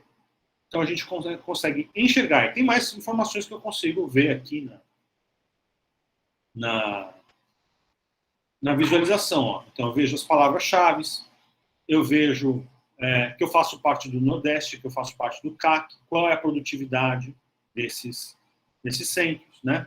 Quantos capítulos de livro, quantos TCCs, quantos artigos ou outros tipos, né? Ó, quantos textos no total eu publiquei. E aqui não vai aparecer, né? Mas, por exemplo, se eu colocar aqui CID é o Congresso Internacional de Design da Informação, né? CID 2017, por exemplo. Ó, um artigo, né, publicado no CID 2017, né? Aqui na UFRJ, né, a região Sudeste, papapá. Ó, aqui, ó. A informação do local foi realizada aqui, né? A publicação, por aí vai. Ou seja, o que é a visualização? Em termos RUDs, né? Da onde que ela surge, o que ela é. A visualização de dados, ela surge, né, pela raiz da computação como um problema muito imediato e direto. Conseguir enxergar a informação na própria base de dados é impossível. A gente precisa construir documentos, a gente precisa construir plataformas, a gente precisa construir alguma coisa que nos possibilite enxergar esta informação, ler esta informação, ler os dados que estão guardados lá de uma maneira inteligível. E como aquilo que eu já venho falando para vocês o tempo inteiro, se a gente já está configurando a maneira inteligível, isso aqui ó, é uma configuração de uma maneira inteligível de se acessar aqueles dados. Então, se a gente já está configurando esta maneira de enxergar aqueles dados, a gente está fazendo isso porque a gente já tem um entendimento de como esses dados têm que ser lidos. Certo? Se eu não tiver o entendimento de como eu quero que as pessoas leiam esses dados, ou como eu acho que as pessoas devem ler estes dados, né, eu não vou conseguir elaborar esta visualização. Porque essa visualização, ela não me dá flexibilidade total para ler os dados, para fazer o que eu quiser com os dados. Ela me conforma os dados em um formato muito definido. É isso que faz uma visualização de dados, qualquer visualização de dados. Então, eu já estou definindo, eu já estou indicando, eu já estou, né, conformando a informação para uma leitura específica, para uma forma de ler. É claro que eu posso experimentar, navegar, eu posso ver uma série de informações, eu posso ver o que foi produzido em todos os CIDs, né? Ó, todos os CIDs agora, todos eles, né? Ah, legal. Eu posso ver o que foi produzido na UFPE, né? Enfim, eu posso ver o que foi produzido por um autor, eu posso ver as coisas que estão, sei lá, o que tem análise, ó. Que obras falam de análise, né? Posso ver por um tema. Então, eu posso explorar os dados de uma maneira muito óbvia, mas eu não tenho liberdade total para explorar esses dados. A única maneira que eu teria liberdade total para explorar esses dados é trabalhar diretamente, né, na plataforma, na base de dados mesmo, ou na planilha, no nosso caso, se a gente for usar uma planilha, trabalhar diretamente na planilha, né, ou programando, né, ou construindo a ferramenta que eu quiser para analisar, cruzar, bater, comparar os dados e exibir esses dados da maneira com que eu quero que eles sejam enxergados. Né? Então, se eu tenho uma vontade de enxergar de outra maneira que não essa, eu que construa a maneira com que esses dados têm que ser exibidos, alimente a minha ferramenta com os dados, e aí sim eu posso, né, quando eu programo, né, então, isso aqui é um documento programado, né, vocês podem ver aqui, ó, a programação está toda disponível para ser conhecida. Né? Tá aqui, ó. Tá muito, desculpa, tá muito...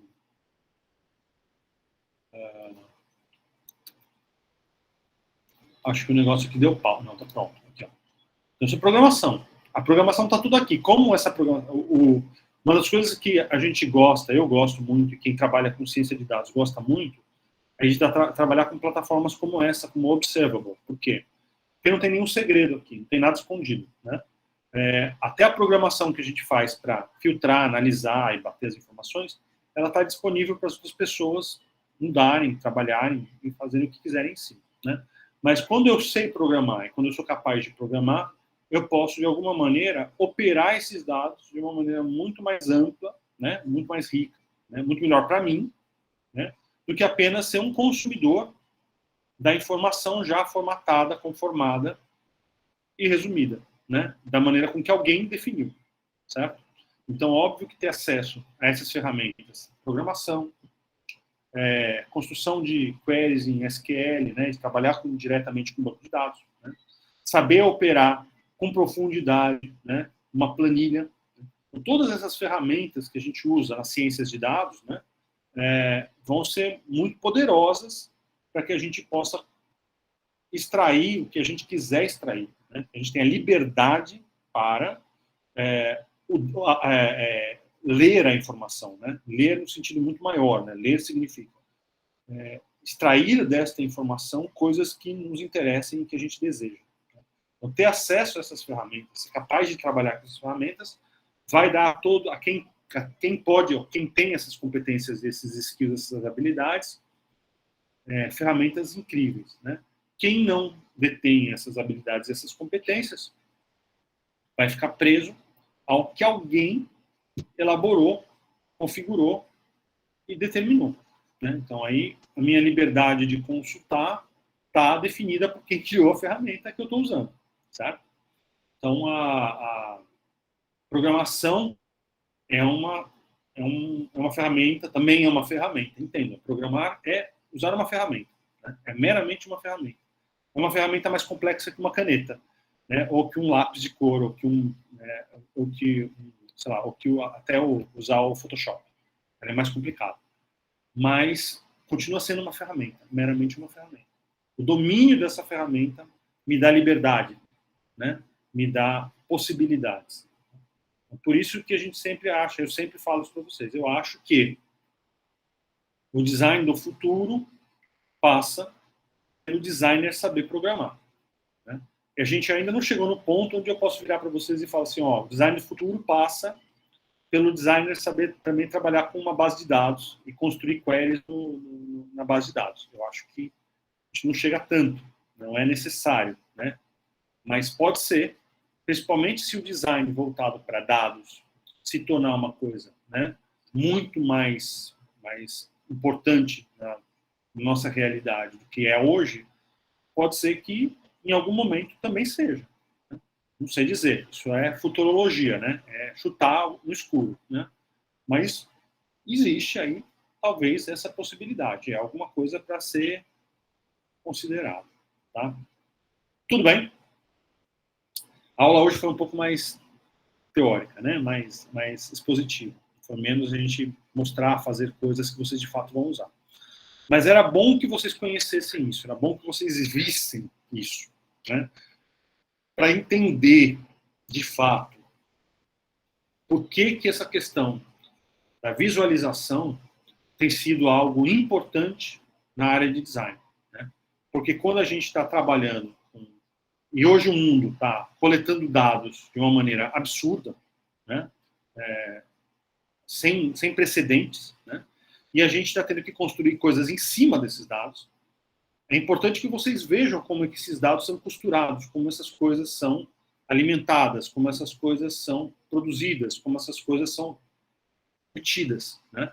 Então, para a gente obter dados, esses dados que vocês estão vendo aí, a maneira de fazer isso é mandando aquelas instruções que eu mostrei para vocês no SQL, né? Então, criar aqueles filtros, criar aquelas condições. Tudo que se faz aqui, na verdade, é construir aquelas sentenças para que a ferramenta de banco de dados me dê os resultados. Os resultados que a gente enxerga aqui estão sendo dados pela ferramenta de banco de dados, né? E não de outra maneira. Tá? Então, no fundo, claro, a gente pode fazer coisas gráficas, coisas lúdicas, muito mais interessantes do que cuspir texto, né? Cuspir referência bibliográfica, né? Tem visualizações muito mais interessantes que essa. Mas isso também é uma visualização dessas informações. Tá? Por que a gente está hoje se ocupando tanto de construir visualizações? Porque isso virou até uma disciplina, né? Justamente porque a gente está trabalhando muito com coisas que estão sendo registradas em banco de dados. Então, o sujeito lá que faz coisa dentro do Facebook, o sujeito que trabalha lá, o designer que trabalha dentro do Facebook, ele está trabalhando diretamente com uma coleção de informações obtidas dos usuários, né? Insana. Então, o Facebook coleta dados dos usuários de uma maneira absolutamente insana. O Google coleta dados do que você está fazendo, né? De forma insana. E tudo aquilo que a gente está construindo no digital acaba sendo, no fundo, né, a rigor, uma maneira de visualizar esses dados. Seja quando o Google vai lá e entrega para um anunciante, né? Ó, que você quer, em quem que você quer mirar o teu anúncio, né? Ele tem que mostrar para esse anunciante a coleção de dados que ele tem sobre as pessoas, os usos, quem são, onde, o que comem, o que fazem, né? Então, alguém vai ter que... são informações cavernosas, assim, quantidade de informações absurdas. Como é que a gente vai organizar visualmente isso para que aquele anunciante olhe e decida o que ele quer fazer, né? Então, isso já entra num campo aí da computação de tomada de decisão. Para tomar uma decisão, ele precisa visualizar a informação, né? Só que o nosso trabalho como designers é dar forma a essa informação, né? Como é que a gente mostra essa informação? Se a gente não entende nem sequer como que essa informação é obtida, como essa informação é coletada do banco de dados, o que a gente tem à disposição de informação, que informações a gente vai exibir, quais a gente não vai exibir, a gente não compreende esses processos que estão por trás, né? A gente não tem como fazer esse trabalho de design. Tá? O nosso trabalho de design fica extremamente limitado. Né? Então, o objetivo dessa disciplina, claro, não é de tecnologia, a gente não está tentando trabalhar com o processo produtivo, né? A gente está tentando trabalhar com a configuração, mas é inevitável que para você configurar qualquer artefato, você entenda um pouco, minimamente, de como é o processo de manufatura desse artefato, de como que ele é construído. Senão você vai configurar alguma coisa que não consegue ser construída. Tá? Então, toda essa aula de hoje foi justamente para mostrar essa parte, né? E, claro, se alguém de computação olhar essa aula, vai dar risada, falar, você está de sacanagem, né? E você acha que você vai reduzir em 2 horas, né? 4 anos de curso. Né? Porque é tanta coisa que eles vão estudar isso por 4 anos. Né? Mas, para que a gente possa fazer o nosso trabalho, né? Entender esse fluxo, esses caminhos, né? Essa infraestrutura que está por trás, é basicamente o que a gente precisa, no mínimo, para pensar como que a gente vai elaborar os artefatos. Então, não dá para elaborar esse artefato, não dá para elaborar esta configuração, como eu quero que essas informações sejam exibidas, se eu não entendo como elas estão armazenadas, guardadas, que informações estão guardadas, o que eu posso obter dessas informações, o que eu posso cruzar com outras informações, o que eu posso construir a partir dessas informações para graficamente exibir alguma coisa assim, por exemplo. Então, se eu não sei como é que eu posso manipular essas informações, como é que eu posso construir um gráfico de barras indicando alguma coisa aqui, ou um gráfico de barras mais completo, por exemplo, com tudo, né? Onde eu posso exibir essas diversas análises. Né? Deixa eu aumentar aqui um pouco o tamanho para que vai ficar pequenininho para ler, mas vai dar para ver aí um conjunto maior. Né? Eu não consigo pensar nessa configuração se eu não tenho como entender quais são os dados que estão disponíveis ou como que eu posso trabalhar com esses dados, tá? Então, finalizando um pouco aqui hoje a aula, que foi uma aula mais expositiva, mais teórica, prometo que não vão ter mais dessas, né? A gente precisava ainda dessa aula, as outras vão ser mais empíricas, né? Mais fazer coisa, né? Mas ver todo esse trajeto que está por trás do que a gente está fazendo aqui é fundamental. A gente não tem como trabalhar sem conhecer. Pode ser que você não vá dominar isso. Pode ser que você não vai nem construir uma linha de código, né? Mas você tem que conhecer o procedimento, e principalmente quando a gente fala de ciência de dados, trabalhar com dados, no mínimo conhecer quais são os tipos de dados, né? Porque se é um dado numérico, eu posso somar, eu posso subtrair, eu posso multiplicar. Se é um texto, não dá para multiplicar, né? Não dá para somar uma informação textual, né, com outra para ter um dado numérico, por exemplo. Né? Então, tem que saber que para operar esses dados, eles precisam de certas características, né, que vão estar armazenadas no banco de dados. Tá? E eu não mostrei para vocês, mas banco de dados também tem data, né, como na planilha, e outras informações, aí, outras categorias de dados que podem vir a ser úteis, né, mas que não são imediatamente necessárias porque não são dados primitivos. Tá? Bom, estamos chegando aqui no limite do nosso horário. Dúvida, gente? Perguntas, questões, curiosidades? Alguma coisa que vocês queiram perguntar, questionar? Digam. Não? Nada? Niente? Silêncio? Tá bom, estou assumindo então que está tudo bem. Pelo que foi explicado, está tudo bem. Obviamente que vocês não vão ter que fazer nada disso, é só para entender mesmo. Tá? Vamos só para encerrar aqui, ó, vamos lá. Na aula passada eu falei para vocês a respeito do nosso trabalho, né? Nosso trabalho, vocês vão propor, né? Vão prototipar uma visualização de alguma coisa, a escolha de vocês. O que vocês vão registrar, né? O que vocês vão visualizar é da escolha de vocês, o que vocês preferirem. Quero, né?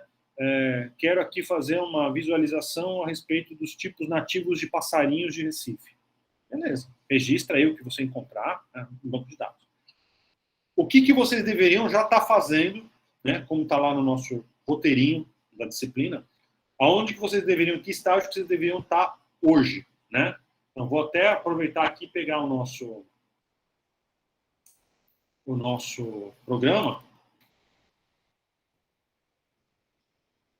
Que estágio que vocês deveriam estar hoje? Vocês deveriam estar agora tentando encontrar quais são essas variáveis, quais são essas colunas da tabela, quais são os critérios pelos quais vocês vão classificar aquilo que vocês gostariam de registrar e depois visualizar.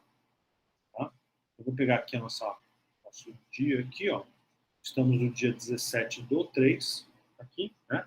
Então, aqui, na aula passada, a gente falou isso daqui, né? Ó, definição de uma temática. Qual é o tema? Passarinhos de Recife. Espécies de passarinhos de Recife. Legal, tá bom, é o tema. O que vocês quiserem. E o que a gente deveria estar fazendo já essa semana, né? Enquadrar esse elemento, né? Quais são os critérios, quais são os adjetivos, quais são as características, né? Que eu vou registrar. Então, passarinhos. Eu quero, né? Registrar a informação dos passarinhos. Tá, legal. Então, espécie é importante, registrar qual é a espécie que eu tenho do passarinho, qual é a cor que eu encontrei esse passarinho, porque espécies podem ter várias cores, né? Em que cor que a gente viu lá o passarinho? Ele estava cantando? Ele não estava cantando? Ele estava voando? Ele não estava voando? Né? Ele estava na árvore? Ele estava no ninho? Não, ele estava em trânsito, ele estava voando por aí. Então, assim, o que você vai qualificar da informação que você está registrando? Quais são os critérios que você vai usar para qualificar essa informação que você está registrando, por enquanto, na sua planilha? Né? A planilha que você vai montar. Tentar levantar e entender quais são esses critérios, essas taxonomias, esse é o termo técnico, né? Os registros, as qualidades que você vai registrar junto com cada levantamento que você faz, é um passo importante nesse momento. Vejam, com 100% de chance vocês vão errar nesta taxonomia, né? Então, vocês vão perceber lá na frente que faltava algumas coisas que vocês não pensaram agora, né? E que teria sido útil pensar nisso, né? E, sei lá, daqui a um mês, coloquei 8.000 registros de passarinhos na minha planilha, descobri que faltava lá, sei lá, qual é a tonalidade, né? Se é muito agudo, é muito grave do canto, né? E agora estou com 8.000 registros para tentar recuperar isso, não tem como. Perdi, paciência, né? Tudo bem, não tem problema errar nesse sentido, né? Isso é muito mais comum do que deveria ser, né? Então, fazer um levantamento de dados é um processo tão complexo que a gente vai, profissionalmente, a gente faz testes, né? A gente faz um conjunto pequeno de dados, a gente testa esses dados para ver se tem mais coisa que deveria constar ou não. A gente, né, passa por uma série de experimentos para verificar, né, se a gente está realmente com um modelo, né, de informações registradas que é um modelo definitivo ou não, né? Mas, claro, isso é para a gente que tem experiência com pesquisa, com levantamento, né? Então, aqui vocês vão provavelmente errar em algumas coisas, algumas dão para consertar, outras não dão para consertar, né? Não tem problema. Depois a gente vai fazer um processo de crítica desses critérios. A gente vai tentar olhar criticamente para esses critérios e pensar se eles estão realmente contribuindo, não estão contribuindo, ou se faltam coisas que deveriam estar registradas nessa base de dados, nesses registros de dados, para que a gente possa, de fato, fazer uma boa visualização, né? Ter alguma coisa com um bom sentido, né? Alguma coisa que vá acrescentar, né? Algo para as pessoas que vão ler essas informações. Tá? Então, isso, comecem já, se possível, né, a tentar levantar quais são os critérios que deveriam constar nos registros de vocês. Tá? E, claro, aí na próxima aula, na próxima semana, como parte do trabalho, refinar isso aí o melhor possível. Né? Olhar de novo para esses critérios, né, e verificar se eles são boas taxonomias, boas maneiras de qualificar.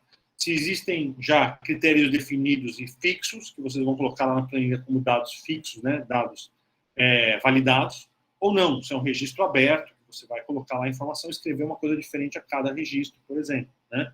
Então, quais são exatamente, como a gente refina um pouco desses registros que vocês estão fazendo. Tá? Mas para essa semana, já comecem a pensar, então, na tabela de vocês. Então, o que vocês vão tabelar na planilha, né, por enquanto? Né? O que vocês vão registrar na planilha? Vai registrar, pensando em passarinho, vou registrar a espécie do passarinho, vou registrar a hora que eu fiz isso, a hora, e o dia e a hora que eu fiz o registro, a espécie do passarinho, se ele estava cantando ou não estava cantando, se eu consegui enxergar ou se eu só ouvi o passarinho, né? Esses são os critérios que eu estou, essa é a planilha que eu estou registrando. Semana que vem, eu vou olhar com mais calma e vou dar né, meditar um pouco a respeito se tem alguns outros critérios que eu precisaria registrar ou não. Tá? Depois de fazer alguns registros, claro. Né? Tá bom? Dúvidas? Perguntas? Questões? Sobre o trabalho? Nada? Tudo certo. Maravilha. Então tá bom, gente. Era isso. Diga, Leanderson. Opa, uma dúvida. Vamos lá, diga. Eu necessariamente teria que criar essas taxonomias, porque, por exemplo, eu já fiz um PIBIC relacionado à memória gráfica, e aí eu tenho uma quantidade de dados, e também já tenho as categorias definidas e coisas desse tipo. Eu poderia reutilizar para representar. Olha, se você já tem, certo? É claro que é um bom momento para você revisar, refinar e aperfeiçoar aquilo que você já tem, né? Melhorar os teus dados, né? Justamente para que isso seja ainda melhor do que já era, né? Mas se você já tem um levantamento, ótimo. Se há como ampliar esse levantamento no sentido de que eu fiz um levantamento de certos dados na época de 6 meses de duração, agora eu tenho a oportunidade de acrescentar mais dados a essa planilha, a essas coisas. Ótimo também, mas obrigatoriamente não há. Então, se você já tem esses registros, já tem uma base de levantamentos classificada, com critérios, etc., a rigor, esta parte do teu trabalho já está feita. Tá? Eu só acho produtivo e interessante que se aperfeiçoe, já que você já tem isso, né, Isso para constituir uma visualização. O que dá para a gente aperfeiçoar nisso daí para tornar a visualização mais interessante depois? Entendeu? Pensa nisso, né? Mas a rigor, tá tudo certo. Obrigado. Bom? Maravilha, gente. Então, vou encerrar aqui a nossa gravação. Lembrando aí que vou disponibilizar isso mais rápido para vocês lá no Classroom.